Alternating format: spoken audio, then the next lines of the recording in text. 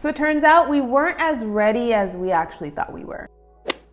So my husband just celebrated his birthday and I wanted it to be special. I wanted to celebrate him, but obviously not to the same extent that we do in the past. So I booked a staycation for us to do together. And this video is going to be for those of you out there that are looking to do something different, get out of the house a little bit, but maybe not go too far, maybe not test the boundaries yet. If you're not vaccinated, this is definitely something you want to listen to. I booked our staycation 1 month in advance. Something I did this time around is not keep this birthday celebration a surprise.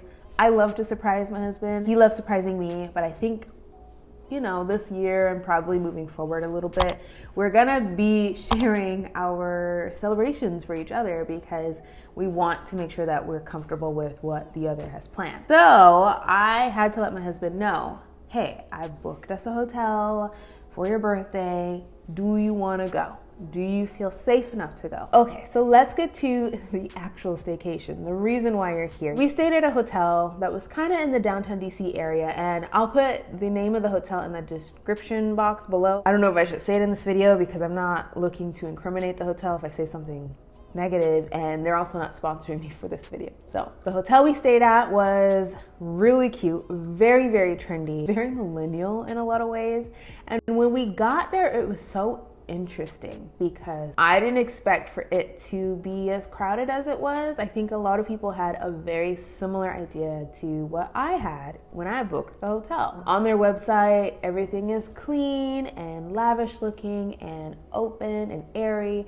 And walking into the hotel, I think what was jarring right off the bat, and this has nothing to do with the hotel, but it was just how free people were in the lobby.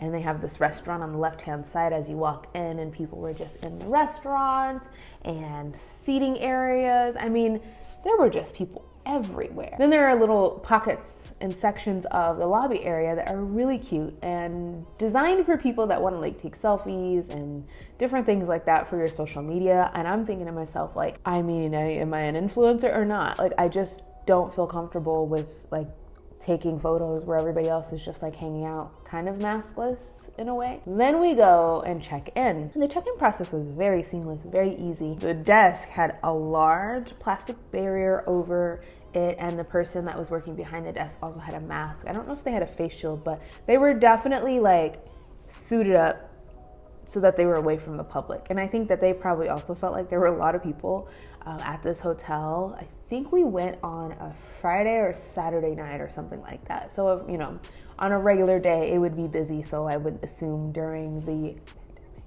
it's busy as well, right? It was a lot. It was very overstimulating. Because of the overstimulation, we were like, okay, let's just go and get into our room, kind of check that out, and we did just that. When we opened the room, it was actually really beautiful. It was clean, very, very, very clean. I was very impressed at how well everything was sanitized and sparkling, and it was just really nice. I really, really liked it. This hotel was really cool because it was a king size bed, which is gigantic, lots of fun, and it was perfect for those that didn't want to leave the room at all.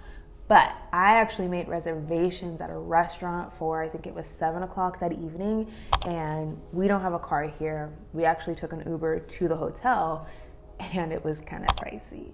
So I booked this restaurant, and I was under the assumption that it would be okay to walk to it, but I underestimated the weather. And I also underestimated walking in the area. The hotel was pretty busy, but the area was pretty bare. And if you're not the type of person to be familiar with like DC life, it would be kind of weird. It was a little ominous. So we were using Google Maps on the phone and trying to locate this restaurant, and I was getting notifications from OpenTable that our reservation was coming up. We want to be there right at 7 o'clock.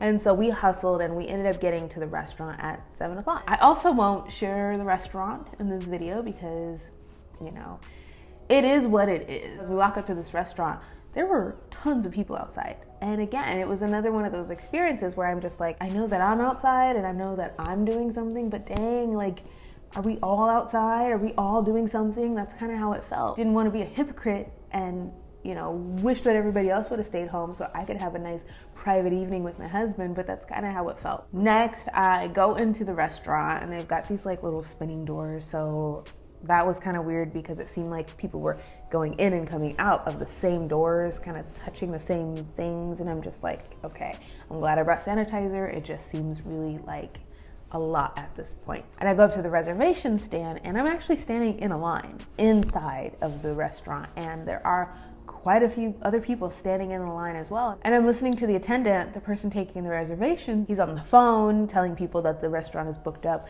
He is talking to customers that are approaching his little desk area, also telling them that they should have made a reservation because they're currently booked up. And I'm thinking, like, you tell them, like, you let them know that you had to reserve it because I reserved it 2 nights before, so I'm gonna get my spot. And as I go up to the counter confidently, I tell him my name and I tell him what time our reservation is for, and he proceeds to tell me we are all booked up. And I'm like, what? During this time, like, the setup was for me to put in a reservation and I did just that. So why am I not being seated? So I understood, and I understand the situation that we are in right now. And I know and I knew that overbooking a restaurant was not necessarily the fault of the person taking the reservations completely, but it was still a little upsetting. Anyways, we were asked to wait outside in the cold with all of the other people waiting for a reservation for about 10 minutes, which actually was more like 20 to 30 minutes. And we waited for like 15 minutes and we decided that we just weren't ready. Thought we were ready for something like this, but we weren't quite ready for the crowds and interacting with so many people and then not having a complete reservation. We decided to just go back to the hotel and order food and have that come to our room. And so we ended up ordering from Uber Eats because we didn't really love what was on the menu at the hotel. It felt like it was more breakfast food anyways. I think during this time, you do what you gotta do. You really do. And if you need to get out of your house for mental health, do so. Find a place that's safe enough to do that.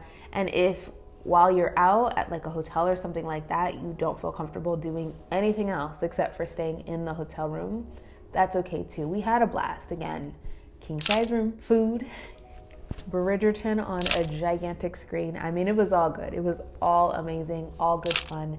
And I definitely would do it again, but make a couple of little changes, maybe just stay at a different hotel. Again, it wasn't a bad hotel at all, but I think for me, I just want to experience, you know, something new. And I also think I might choose another location just to have that feeling of travel. But I'm looking forward to just doing more. When it is my turn, I'm patiently waiting, of course, but I definitely want to venture out and do more things. I want to go on road trips and do more staycations and travel close and far, explore the area of DC and Virginia and Maryland, all of that stuff. I have big dreams of going to some amazing places, but for now, I am settling in my home and I'm settling for staycations nearby when I have the opportunity to do so. And I think what we're gonna do for my birthday, which is coming up next, is we're gonna try a restaurant. I think we're going to maybe, instead of try to do everything all in one night, restaurant and hotel, we're just gonna do a restaurant and see how that goes and see if we can